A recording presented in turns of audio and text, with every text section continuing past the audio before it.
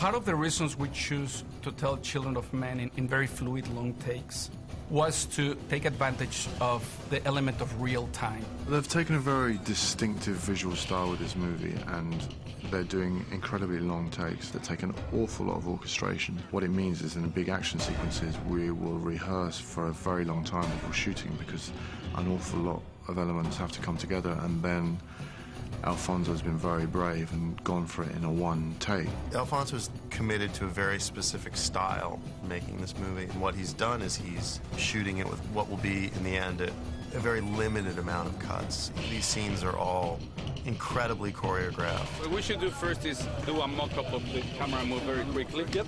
So we start rehearsing and we know where to go.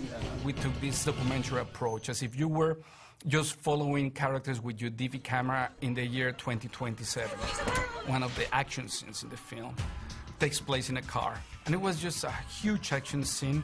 You have actors and stuntmen outside the car, you have our actors inside the car, and given that it's a car in an enclosed space, you can't fit a camera crew in a car, and you would have to shoot and then cut and then move the camera, and it was important to Alfonso that we had a full range of vision. I just knew that I wanted the shot to be like that, and I was willing to compromise and says, well, you know, if we have to go green screen, maybe it's the only way.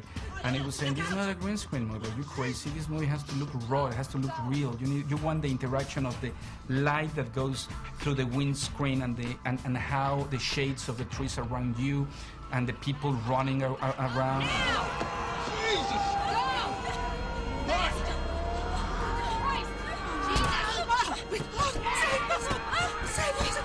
So Alfonso and Chivo, Emmanuel Lubezki, the cinematographer, came up with this unbelievable piece of machinery that allowed them to cover this 12 minutes of film, basically without a cut. We're trying to sort this out with the assistant director, the stunt coordinator, and the special effects coordinator to come up with a plan of how we could do this. It was one of those that all the odds were against.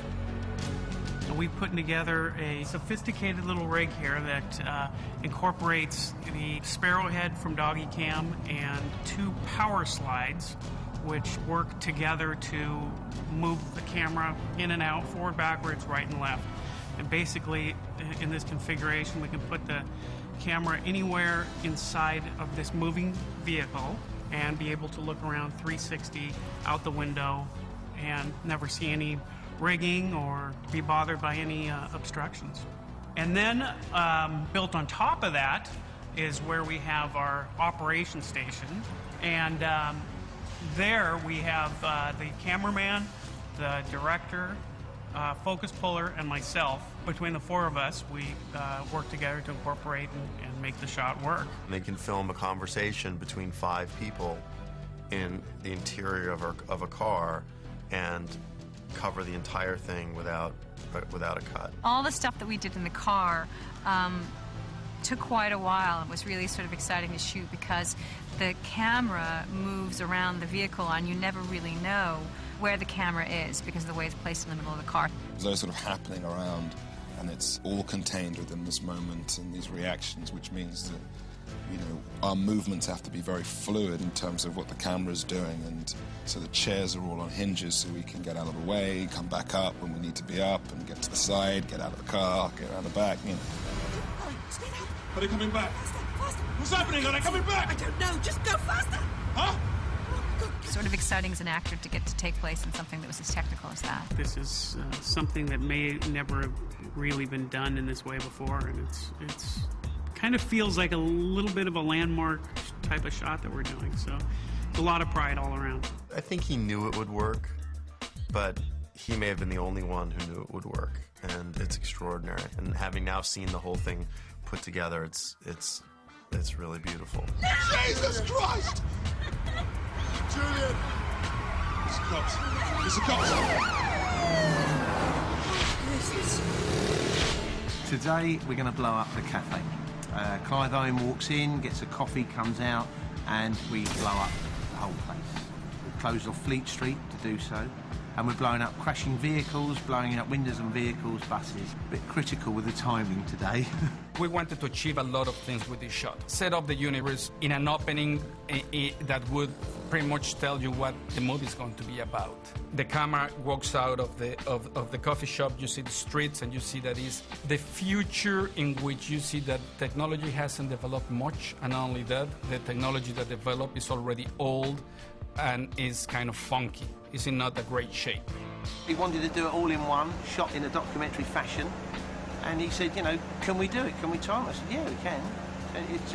It's a tricky job to do. It was a very challenging shot to do. I cannot tell you the logistic nightmare that was in terms of cues, in terms of timing of when you have to release this car so it's going to arrive to this point where the explosion is 3 minutes later.